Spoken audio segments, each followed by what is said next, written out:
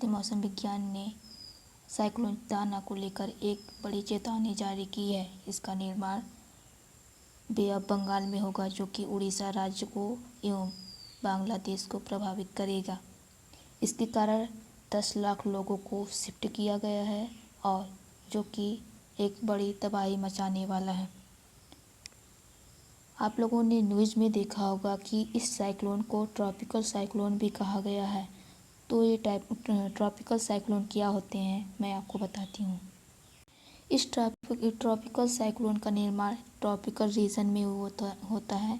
जैसे कि आप लोग यहाँ पे देखिए, यहाँ पे 0 है, 0 डिग्री है, जो कि विषुवत रेखा के नाम से हम जानते हैं। यहाँ पे 30 डिग्री है नॉर्थ है, 30 डिग्री साउथ है, और इसी रीजन में ही ट्रॉपिकल साइक्लोन का निर्माण होता है।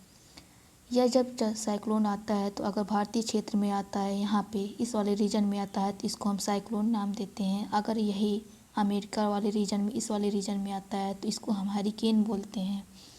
और यह ऑस्ट्रेलिया वाले रीजन में आता है तो इसको हम विली विली नाम देते हैं। अगर यही चाइना के वाले रीजन में आता है तो इसको हम टाइफून नाम देते हैं। चक्रवात एक ही होता है, लेकिन अलग अलग क्षेत्रों में इसका अलग अलग नाम से जाना जाता है। यह नाम इतना ज़रूरी हो जाता है कि ये विली विली जो नाम है, प्रत्येक एग्ज़ाम में पूछने की संभावना बढ़ जाती है। यहाँ तक यूपीएससी ने भी इसको 2005 में इसको प्रीलिम्स में पूछ लिया था। इसका क्षेत्र मतलब ये नाम जो तूफान आता है कहाँ पे आता है। अब हम जानेंगे कि साइक्लोन का निर्माण कैसे होता है। तो इसका जो कई मानक होते हैं। सबसे पहले तो हमें देखना पड़ेगा कि इसका तापमान कितना है। अगर जो समुद्र होता है उसका तापमान 27 डिग्री सेल्सियस या उससे अधिक बढ़ जाता है तो वहाँ पे लो प्रेशर क्रिएट हो जाता है। लो प्रेशर क्रिएट होने के कारण यहाँ का जो जल है वाष्पन में परिवर्तित होने लगता है। वाष्पन के कारण यह ऊपर की ओर यहाँ पे उत्थान करेगा और यहाँ पे लो प्रेशर जो बनेगा उसको हम विशेष तौर पे निम्न दाब क्षेत्र कहते हैं। और जो इसमें जो केंद्रीय दाब होता है अत्यधिक न्यून होता है और दाब प्रवणता अत्यधिक हो जाती है। इस कारण इस निम्न दाब क्षेत्र के चारों ओर वायु राशियाँ जो होती हैं घूमने लगती हैं। साथ ही साथ केंद्र के चारों ओर हवा का उत्थान होने लगता है और ये ऊपर उठती हैं। क्यों उठती हैं? कोरियालिस बल इस पर कार्य करने लगता है। कोरियालिस बल के कारण यह सर्पिलाकार अवस्था में घूर्णन करने लगता है और ऊपर उठने लगता है। चक्रीय गति के कारण ऊपरी वायुमंडल में हवाएं केंद्र से परिधि की ओर ढकेली जाती हैं। चक्रवात से संबंधित जो हवाएं होती हैं तीव्र गति से आगे की तरफ मूव करती हैं और यह गति इतनी बढ़ जाती है कि यहाँ पे लो प्रेशर वाला क्षेत्र होता है यह अत्यधिक कमज़ोर हो जाता है और जो यह सर्पिलाकार गति करती हुई जो हवाएं हैं इसकी स्पीड इतनी बढ़ जाती है कि लगभग 119 किलोमीटर प्रति घंटा की रफ्तार से चलने लगती हैं और यही जाके कोस्टल रीजन में टकराती हैं और भारी तबाही मचाती हैं। अगर ये चक्रवात होता है यह समुद्र में ही निर्माण इसका होता है। यह जैसे जैसे यह लैंड की तरफ जाएगा इसकी तीव्रता में कमी आएगी और यह समाप्त हो जाएगा।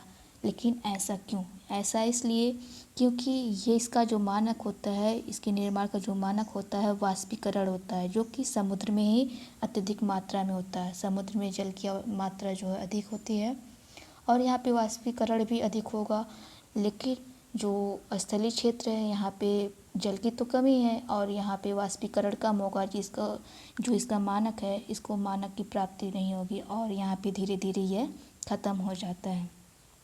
इसका इफेक्ट होता है कि यह भारी वर्षा एवं तूफान के रूप में भारी तबाही दिखाता है।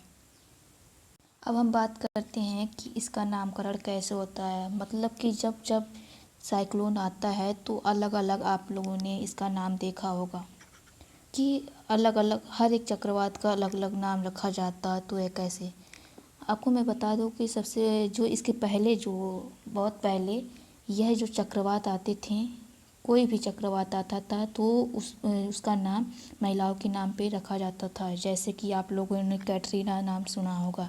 लेकिन बाद में वैज्ञानिकों द्वारा इसमें परिवर्तन किया गया, इस नियमों में परिवर्तन किया गया और कुछ गाइडलाइन जारी की गई।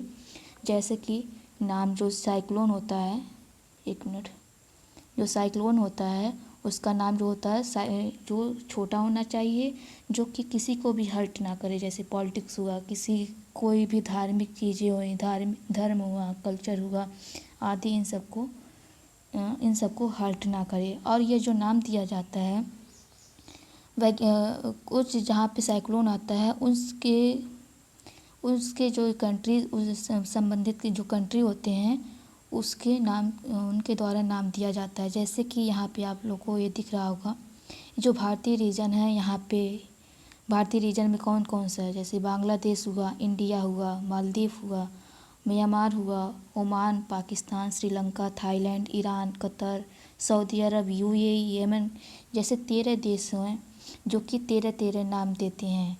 और इन नामों को एक लिस्ट तैयार की जाती है। इसके बाद वर्ड क्रम के अनुसार इन नामों को दिया जाता है। अगर इस वाले रीजन में आता है तो वर्ड क्रम के अनुसार इनके द्वारा जो दिया गया लिस्ट होता है उसी के अनुसार इस साइक्लोन का नाम रखा जाता है। और जो इस समय जो साइक्लोन दाना आने वाला है, यह नाम कतर द्वारा दिया गया है।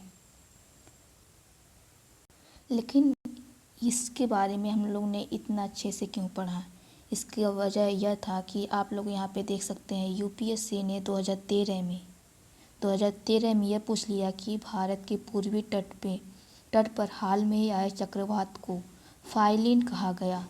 संसार में उष्णकटिबंधीय चक्रवातों को नाम कैसे दिया जाता है, ये देखिए आप लोगों ने डायरेक्ट इसने पूछ लिया कि नामकरण कैसे किया जाता है। तो इसके बारे में 100 शब्दों में यहाँ पे पूछ लिया है, जो कि 2013 में क्वेश्चन आया था।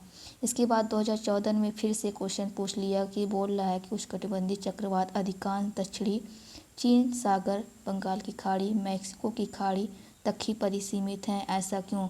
तो यह वही बात कर रहा है कि ट्रॉपिकल रीजन, यानी कि 0 डिग्री, फिर 30 डिग्री और यहाँ 30 डिग्री साउथ, यहाँ पे यही ट्रॉपिकल रीजन की बात कर रहा है और बोल रहा है कि यहीं पे इनका निर्माण क्यों होता है। तो आई होप आप लोग को ये वीडियो देखने के बाद यह दोनों क्वेश्चन लिखने में आसानी होगी। अगर कोई भी इससे संबंधित आपका क्वेश्चन हो तो आप कमेंट में पूछ सकते हैं।